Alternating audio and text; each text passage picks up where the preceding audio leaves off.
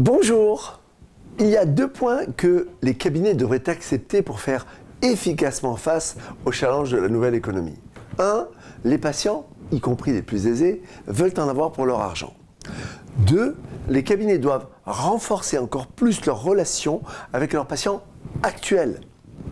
J'ai développé le concept d'efficacité relationnelle qui consiste en moins de temps à mieux comprendre son patient et à mieux s'en faire comprendre.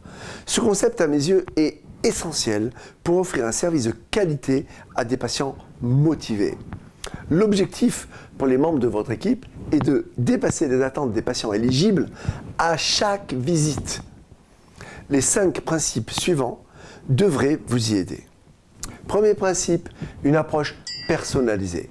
À chaque visite du patient, essayez d'en apprendre un petit peu plus sur sa vie personnelle. Par exemple, commencez chaque conversation avec de nouveaux patients par des questions qui sont dites ouvertes. Exemple, est-il possible d'en savoir un peu plus sur ce que vous attendez de moi? Puis-je en savoir un peu plus sur le motif de votre visite? Etc., etc. Ne parlez jamais de vous en premier lieu, mettra rapidement les patients à l'aise. C'est un excellent début pour établir une relation de qualité. Deuxième principe, une écoute active. De nombreux praticiens pensent déjà savoir ce que le patient va leur dire et ils ne croisent, pour ainsi dire, jamais leur regard. Dans l'écoute active, à l'inverse, il est important de montrer au patient que l'on a compris ses propos. Cela est de nature à le rassurer. Ça lui permettra ainsi d'oser poser plus de questions. Les personnes qui pratiquent l'écoute active sont plus empathiques. Troisième principe, rechercher des points communs avec le patient. Cela peut porter sur sa famille, ses loisirs, ses centres d'intérêt, etc., etc.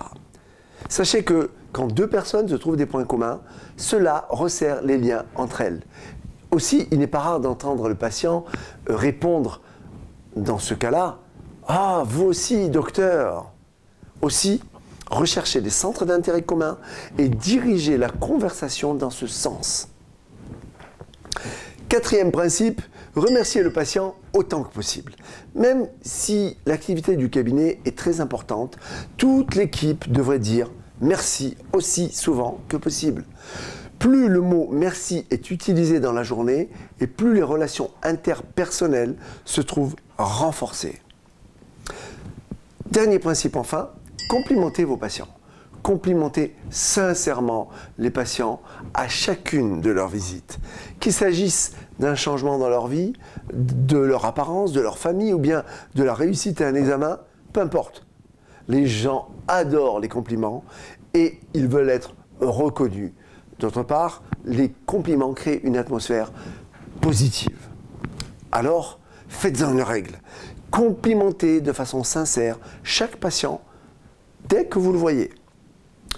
En conclusion, je dirais que même si vous êtes déjà un excellent communicant, ce dont je ne doute pas, appliquer les 5 étapes que je viens d'évoquer peut encore considérablement améliorer les relations avec vos patients éligibles, tout en permettant d'accroître sans stress la production de votre cabinet. En attendant de vous retrouver, je vous encourage à nous rejoindre sur notre page Facebook et à réagir sur les réseaux sociaux. Merci et à bientôt pour une prochaine vidéo.